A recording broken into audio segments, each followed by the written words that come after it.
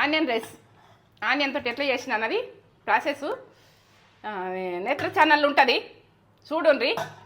Onion rice అంటే ఎంత బాగుంది చూడుండ్రి. ఇట్లా ఇంట్లో ఏం లేనప్పుడు ఎట్లా చేసుకోవాలి అన్నది చూడుండ్రి.